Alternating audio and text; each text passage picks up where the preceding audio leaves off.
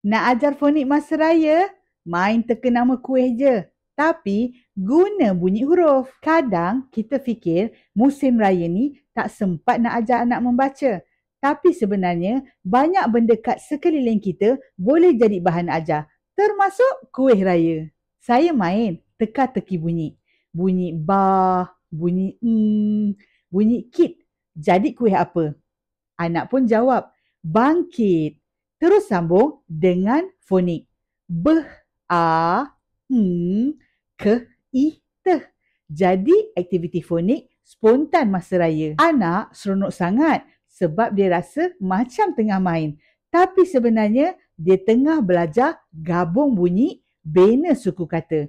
Bila benda tu fun, dia ingat lebih lama. Nak banyak lagi idea fun macam ni? Saya dah susun semuanya dalam playbook Jom Fonik 1.0. Aktiviti fonik ringan sesuai untuk musim raya dan juga hari biasa. Klik link kat bio.